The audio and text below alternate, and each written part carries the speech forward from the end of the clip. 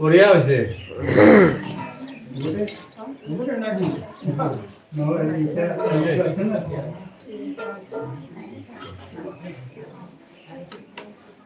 বঢ়িয়া বনাইছে। মাইকত দিছোঁ, মাইক দিছোঁ। পৰম প্ৰেমময় শ্ৰী ঠাকুৰৰ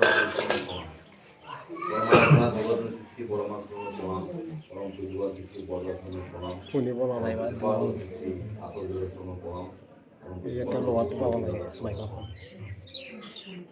সমবেত শ্ৰদ্ধাৰ দাদা আৰু মাহঁত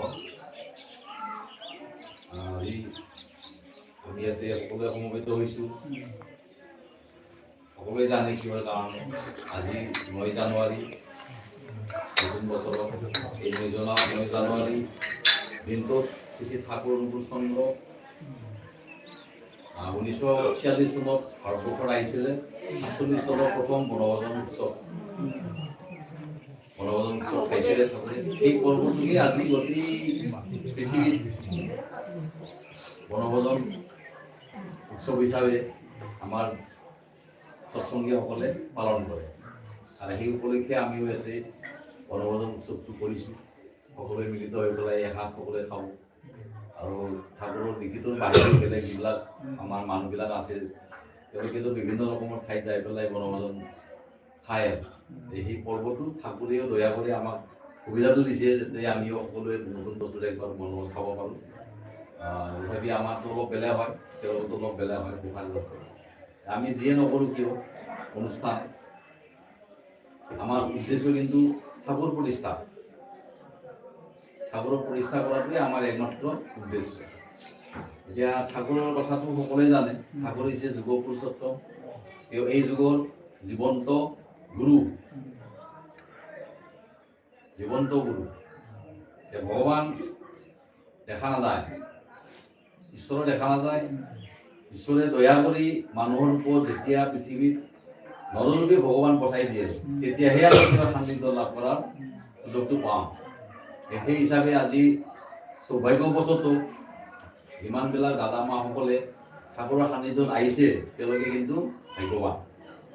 কাৰণ আমি যদি আজি হনুমানক পূজা কৰোঁ, আপুনি জীৱন্ত ভগৱান গুৰু ক'তো নাপাব।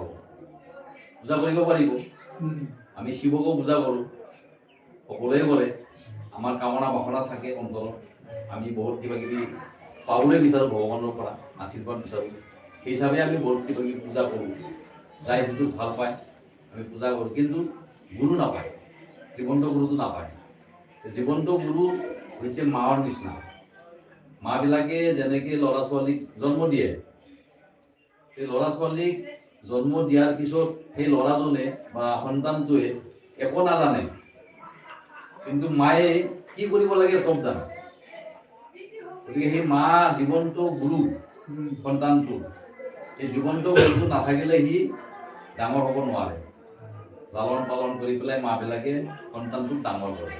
মা এক প্ৰকাৰ ভগৱান বাচ্ছা বুলি কোৱা হয়। এনেকেই মাবিলাক গুৰু, আদি গুৰু, জন্মগুৰু, এনেকৈ বহুত নামেৰে আমি নামাকৰণ কৰিব পাৰোঁ। ল'ৰা ছোৱালী ডাঙৰ হোৱাৰ লগে লগে স্কুলত যায়, তাতেও গুৰু পায়।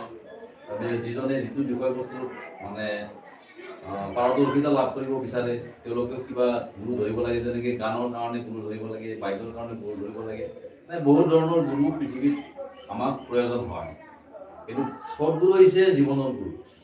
তেওঁ গোটেই বিশ্ব তেওঁৰ সৃষ্টিক ৰক্ষা কৰাৰ কাৰণে তেওঁ নৰৰূপী মানে ভগৱান পঠাই দিয়ে দুনিয়াত। আৰু সেই তেতিয়া তেওঁ মানুহৰ নিচিনাকৈ জন্ম হৈ পেলাই মানুহৰ দৰে সংহাৰ কৰি জীৱন যাপন কৰে। মানুহবিলাকে আচলতে কি ধৰণে আগবাঢ়া উচিত, নিজৰ জীৱনটো কি ধৰণে পৰিচালনা কৰিব, ইয়াৰ পদ্ধতি তেওঁ নিজৰ জীৱনত বাস্তৱভাৱে আচৰণ কৰি দেখায়। সেইকাৰণে তাক গুৰু কয়। আৰু সেই গুৰুজনক ধৰি পেলাই আমি যদি খালি অনুষ্ঠান কৰি থাকোঁ, তাতে আমাৰ একো লাভ নহয়। সদগুৰুজনক ধৰাৰ পিছত তেওঁৰ কথাখিনি যদি আমি নিজৰ জীৱনত বাস্তৱভাৱে মূৰ্ত কৰিব পাৰোঁ, নিজৰ জীৱনত যদি আচৰণ কৰিব পাৰোঁ, তেনেহ'লে আমাৰ জীৱনত পৰিৱৰ্তন আহিবই। সেই জীৱনত পৰিৱৰ্তন অনাৰ কাৰণে, জীৱনটোক বিকাশৰ পিনে লৈ যোৱাৰ কাৰণে, আমি জীৱনত উন্নতি লাভ কৰাৰ কাৰণে এই সদগুৰু লাগে। আজি ঠাকুৰক বহুতে বহু বছৰ আগতে ধৰিছে, বহুতে ধৰি পেলাই এৰিও দিছে, বহুতে কৰিও আছে। বিভিন্ন ৰকমৰ আমাৰ মাজত মানে ক্লাছিফিকেশ্যন মানে শ্ৰেণী আছে। কোনোবাই মানে একেবাৰে বাদ দি দিছে, কোনোবাই আগবাঢ়ি যাই আছে। এনেকুৱাকৈ মানে বহুত মানে শ্ৰেণীৰ আমাৰ মানুহ সৎসংগত আছে। এতিয়া কথা এটা হৈছে কি, আমি জীৱন্ত গুৰু বুলি কোৱাৰ লগে লগে যিহেতু জীৱন থকা গুৰু বা জীৱন্ত ভগৱান, এই জীৱন্ত ভগৱান ঠাকুৰ আছিলে। তেওঁ মহাপুৰুষ পুৰুষোত্তম, আপুনি যি নাম কয় সেইটোৱেই, বা সৃষ্টিকৰ্তা কয়, ভগৱান কয়, যিটো কব সেইটো। তেওঁ যিহেতুকে নৰৰূপে আহিছে, তেওঁ গুচি গ'ল। কিন্তু তেওঁ এটা কথা কৈছিল যে মই নাথাকিলে আপোনালোকে কেনেকৈ চলিব। সেই প্ৰশ্নটো তেতিয়াই আহিছিলে। সেইকাৰণে শ্ৰী শ্ৰী বৰদাৰ যি কয়, এই শ্ৰী শ্ৰী বৰদাই কোৱা কথাখিনি তোমালোকে মানি চলিবা। শ্ৰী শ্ৰী বৰদাক সন্মুখত লৈ পেলাই তোমালোকে আগবাঢ়ি যাবা, তোমালোকৰ একো অসুবিধা নহ'ব।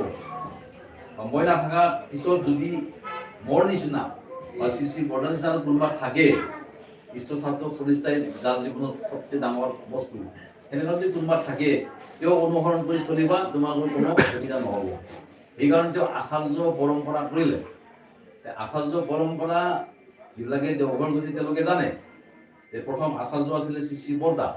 বৰদাও মানুহৰূপে জন্ম হৈছিলে, গুচি গ'ল। তাৰপিছত শ্ৰী শ্ৰী দাদা, পূজ্যপাত দাদা ঠাকুৰৰ নাতি, তেওঁ আচাৰ্য হৈছিলে, আমি বহুতেই পাইছোঁ। আমাৰ দিনতে তেওঁ মানে ডেকা আছিলে, তেওঁ ডেকা হৈ পেলাই বৃদ্ধ হৈ পেলাই অৱসৰ গুচি গ'ল, যিহেতুকে নৱৰূপে আহিছে। সেই আদৰ্শটো আমি বাস্তৱভাৱে নিজৰ জীৱনত দেখিছোঁ।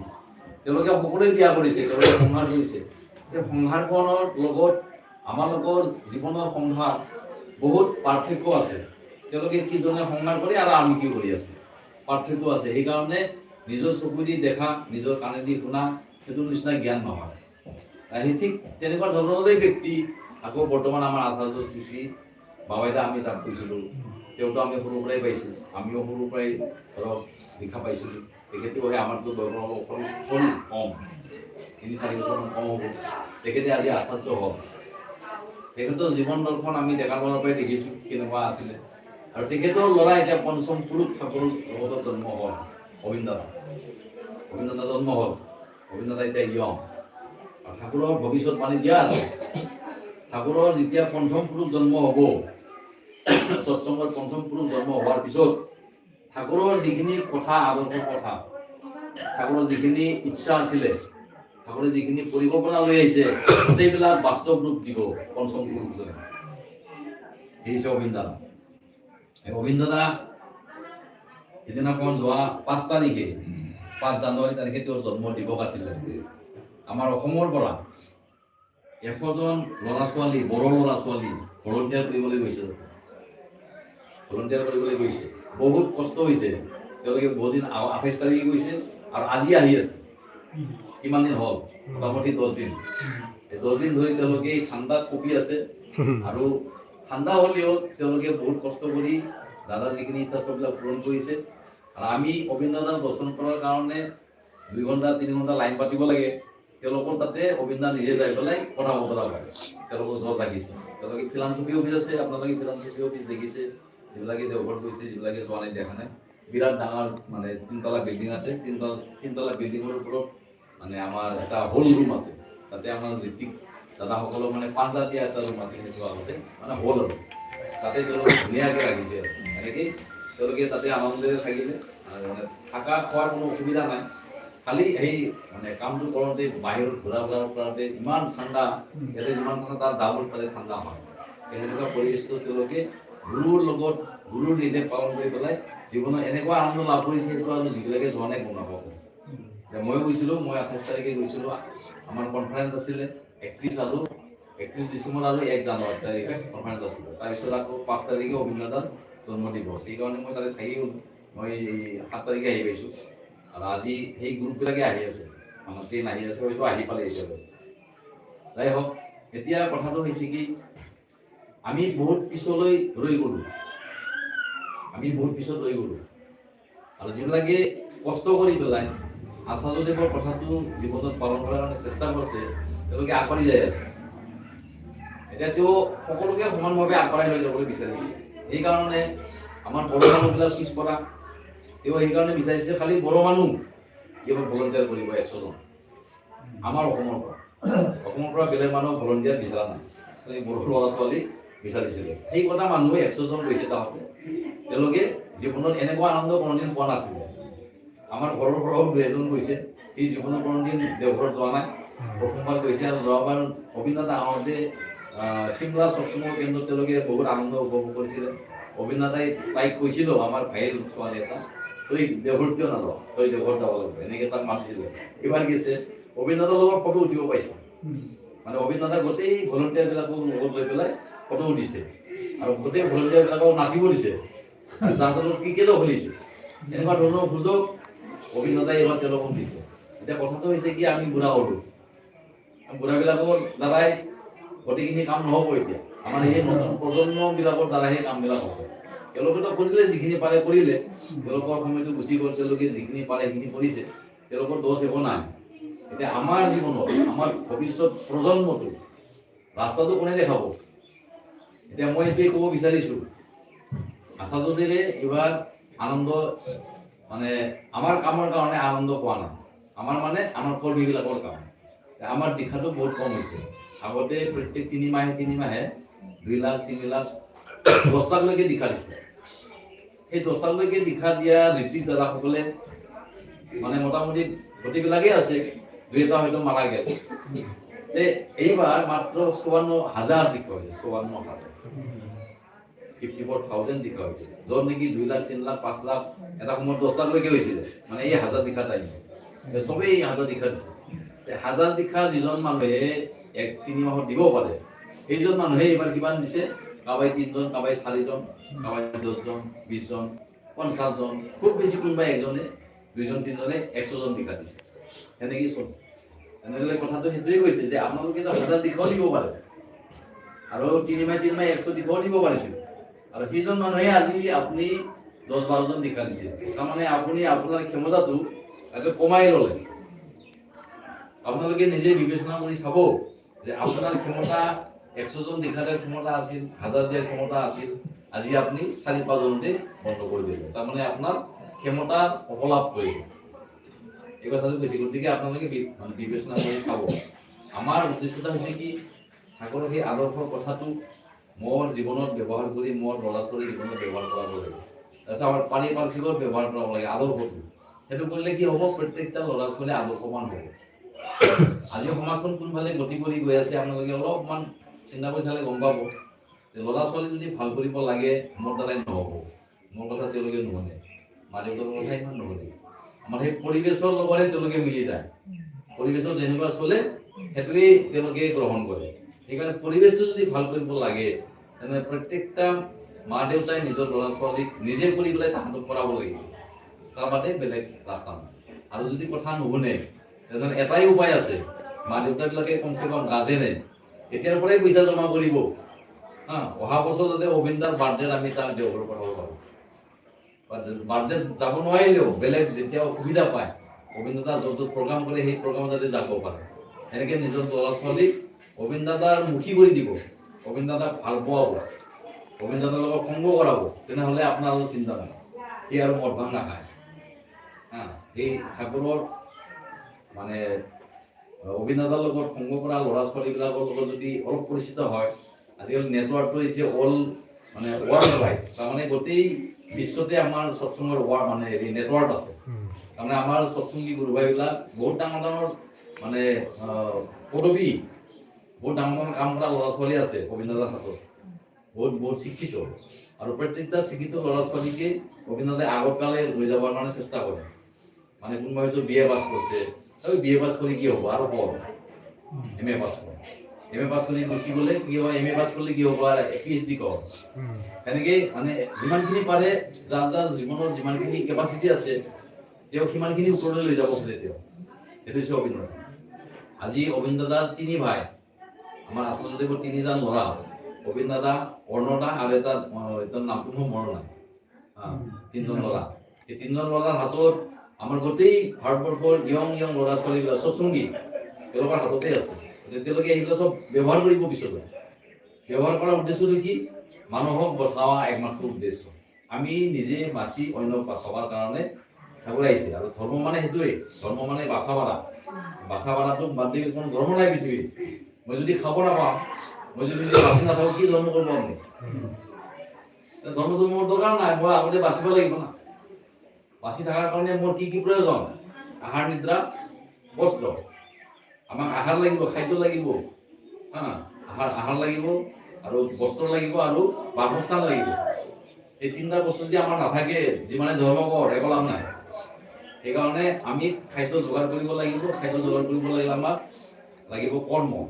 এই কৰ্মটোক বাদে কোনো ধৰ্ম নহয়। সেইকাৰণে কৰ্ম আৰু ধৰ্ম দুইটা পৰিপূৰক, এটাক বাদে এটা নহয়। ধৰ্ম আৰু কৰ্ম একেলগে চলে। কৰ্ম নকৰিলে ধৰ্ম নহ'ব, ধৰ্ম নকৰিলে কৰ্মটো ভাল নহ'ব। সেইকাৰণে ধৰ্ম কৰ্ম দুইটা একেলগে চলে। এই ৰাস্তাটোৱে ঠাকুৰে আমাক দিছে বাচা বাৰা, নিজে বাচক অন্যকেও বাচক। তাৰ কাৰণে আমাৰ যি যি কৰণীয় সেই কৰ্মটোকে ধৰ্ম কৰে। আৰু সেনেকুৱা ঠাকুৰ যে কৈছে তাৰ কোনো সীমা নাই। হাজাৰ হাজাৰ বাণী ঠাকুৰৰ মানে হেৰি কোৱা আছে, এইবিলাক লেখা আছে। আজি আমি একো লেখা পঢ়া নাজানিলেও ধনী দুখীয়া এইবিলাক কোনো কথা নাই, পণ্ডিত মূৰ্খৰ কোনো কথা নাই। আচাৰ্যদেৱৰ প্ৰথমতে চলাৰ চেষ্টা কৰিব, দেখিব আপুনি বহুত কথা জানিব, শিকিব পাৰিব আৰু জীৱনটো আনন্দৰ পিনে লৈ যাব পাৰিব। এইখিনি আমি বাস্তৱত পালোঁ। টাকা পইচা মানুহে ইয়াতে কৰে আৰু ইয়াতে শেষ হয়, কোনেও লৈ যাব নোৱাৰে।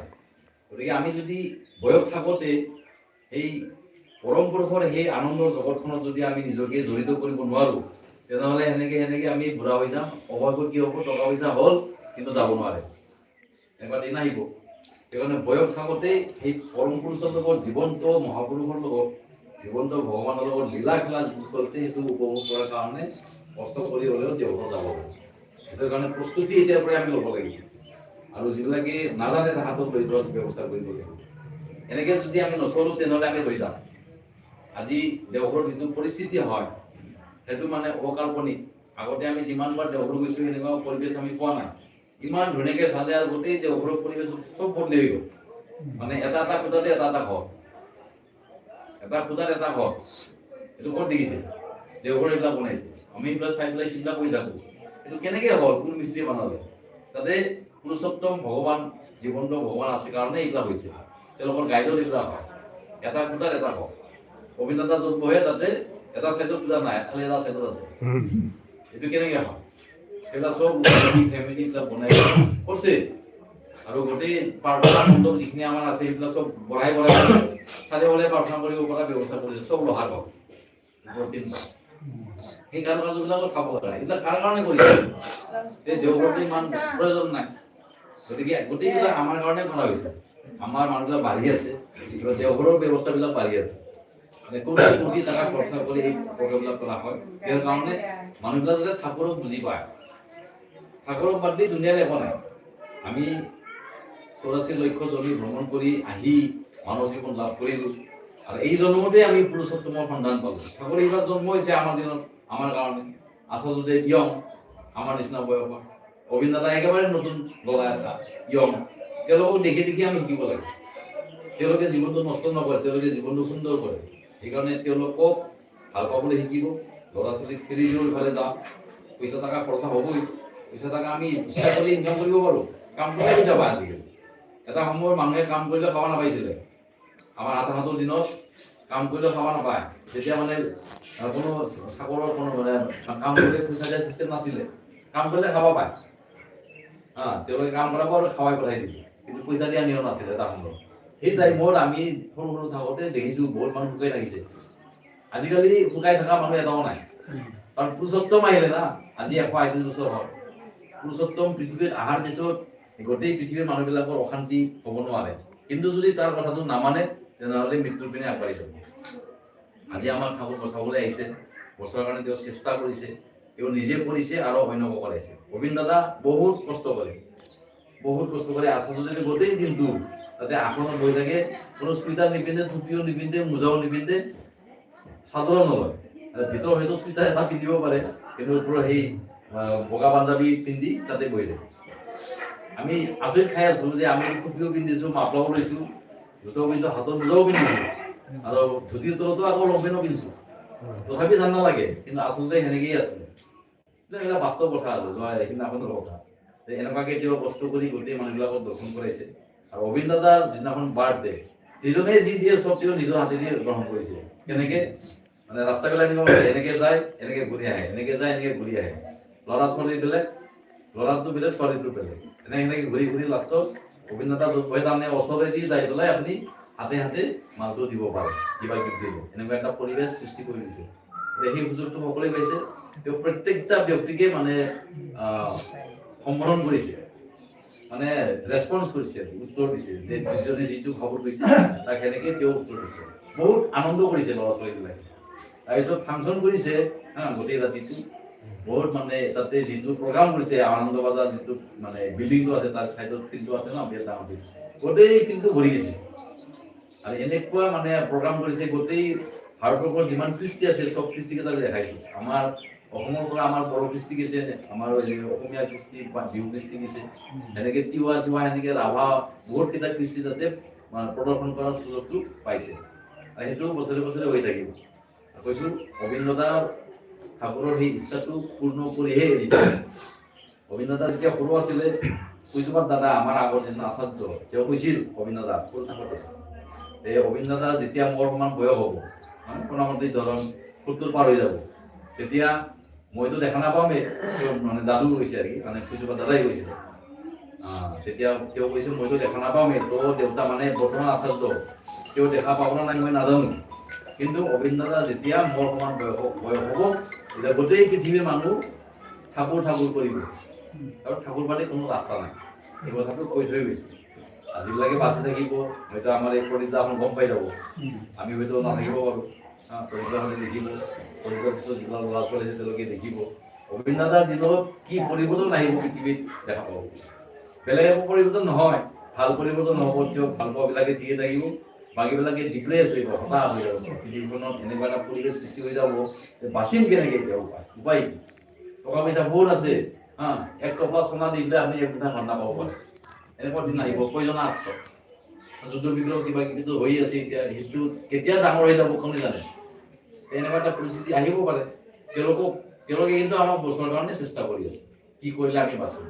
এতিয়া উপায়টো কি দিছে, আমাক কাম দিছে, এনেকৈ দিয়া নাই, আমাক সকলোকে কাম দিছে। আপুনি কি কৰিব, ডেইলি 2 বেলা নিজৰ ঘৰৰ প্ৰাৰ্থনা কৰিব, ইষ্টবিধি ঠিক টাইমত কৰাৰ চেষ্টা কৰিব, কমচে কম 45 মিনিট নাম ধ্যান কৰাৰ চেষ্টা কৰিব, 2 বেলা প্ৰাৰ্থনা কৰিবই।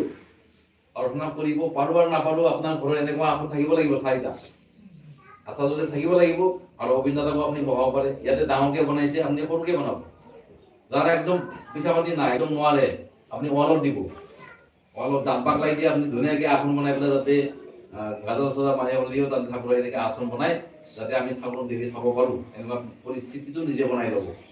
এনেকুৱাকৈ সুবিধা দিছে, দাঁত পাক লাগি কৰিব দিছে, আৰু সেই মানে চব্জি বিক্ৰী কৰা কাৰ্টুন সেইটো কৰিব পাৰে। আৰু যাৰ সুবিধা আছে তেওঁলোকে ধুনীয়াকৈ কৰিব। গৰীব বুলি মোৰ অসুবিধা আছে বুলি নকৰোঁ এনেকুৱা নহ'ব, নাই থাকিবই লাগিব। ঠাকুৰ বৰ্মা বৰদা আৰু আচাৰ্য ঘৰত থাকিব লাগিব, কাৰণ তেওঁলোকক মই চাই বাহিৰত ওলাই যাম, বাহিৰৰ পৰা আহিলে মই তেওঁলোকক দৰ্শন কৰিম। সেই পৰিস্থিতিটো পৰিৱেশটো নিজৰ ঘৰত নিজে বনাই ল'ব। আৰু আমাৰ একটাই মাত্ৰ অস্ত্ৰ আছে, সেইটো হৈছে নাম। সেই নামটো যিয়ে যিমান খাব পাৰে সি সিমান ঠাকুৰক পায়। আমাৰ ভিতৰতে ঠাকুৰ আছে। আচাৰ্যদেৱে বহুত কথা কয়, তাৰে মাজত ভগৱানক কতো বিচাৰিব নালাগে, ভগৱান কতো নাথাকে, আমাৰ শৰীৰৰ ভিতৰত থাকে। সেই শৰীৰৰ ভিতৰত থকা ভগৱানটো জাগ্ৰত কৰিব দিছে, কেনেকৈ তেওঁৰ বিধি বিধানটো পালন কৰে, নামৰ মাধ্যমেদি এইবিলাক লাহে লাহে জাগ্ৰত হ'ব।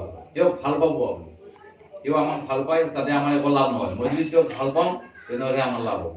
সেইকাৰণে ভাল পোৱা বস্তুটো, ঠাকুৰক ভাল পালে আপুনি সকলোকে ভাল পাব। নিজৰ ঘৰত নিজৰ মা দেউতা ভাই ভনী মানে হাজবেণ্ড ইত্যাদি বহুত কিবা কিবি মেম্বাৰ থাকে, সেই সকলোকে ভাল পোৱা শিকিব দিছে। ঝগড়া কৰা নহয়, কাজিয়া কৰা নহয়, ভাল পোৱা। এই ভাল পোৱাৰ মাধ্যমেৰে চব জয় কৰিব পাৰে। সেইকাৰণে ভাল পাবলৈ শিকিব, যাই যাক ভাল পাব লাগে সেনেকৈ ভাল পোৱা শিকিব। আৰু সৰু সৰু ল'ৰা ছোৱালীবিলাকক ভাল পোৱা শিকাব, যেনেকৈ মাতৃবৃত্তি পিতৃবৃত্তি কৰিব গৈছে, কিহৰ কাৰণে? এই ভাল পোৱাটো জন্ম দিয়াৰ কাৰণে। মই যদি মোৰ ল'ৰা ছোৱালী যদি মাতৃবৃত্তি বা পিতৃবৃত্তি কৰে, তেওঁলোকৰ মা দেউতাৰ প্ৰতি শ্ৰদ্ধা ভক্তি বাঢ়িব। আৰু শ্ৰদ্ধা ভক্তি মা দেউতাৰ প্ৰতি থাকিলে কি হয়, ঠাকুৰে বাণী দিয়া আছে, মানে মাতৃভক্তি অতুট যত সেই চিৰে হয় কৃতিত্ব। মাতৃভক্তি যাৰ যিমান থাকে সি সিমান কৃতিত্ব লাভ কৰে, এনেকুৱা নাই। আৰু এইটো দেখিব অবিন দাদা সিদিনাখন জন্ম দিৱস দিনাখন তাৰ মাৰ কান্ধত যেনেকৈ শুইছে, ফটোটো কোনোবা দেখিছে নাজানো, হোৱাটছএপত চাব, আপোনাৰ মানে কি বুলি কয় ফেচবুকত চাব, চব ফেচবুক চাব যায় ন, চব ঘটনাবিলাক চব পাই যাব আপোনালোকে। অবিন দাদা ডেকা ল'ৰা তাৰ মাৰ শুইছে, গোটেই মানুহবিলাকৰ আগত মা কি ধুনীয়াকৈ আদৰ কৰিছে। এইবিলাক হৈছে আদৰ্শ, মানে তেওঁলোকৰ লীলা। এই বস্তুটো আমি আমাৰ নিজৰ ঘৰত নিজৰ পৰিৱেশটো আমি দেখা নাপাওঁ, তেওঁলোকে এনেকুৱা কিছুমান লীলা কৰে, এইটো কাৰণ থাকে আৰু আমাক দেখুৱাৰ কাৰণে এইবিলাক কৰিছে। গতিকে আমি জানিব লাগিব। গতিকে সময়টো আমাৰ এটা সময় থাকেতো, লিমিটেড সময়, বেছি কথা ক'ব নোৱাৰোঁ। আৰু আমাৰ ইয়াতে বহুত ক'ব লগা আছে, আমাৰ মন্দিৰখন নাই এতিয়া, মন্দিৰটো যি আছিলে সেইটোৱেই নাই। সেইটো কাৰণে আমি ৰূপহী কেন্দ্ৰৰ পৰা কমচে কম 10-12জন ল'ৰা ছোৱালীয়ে হওক, ল'ৰাই হওক, যিয়ে হওক,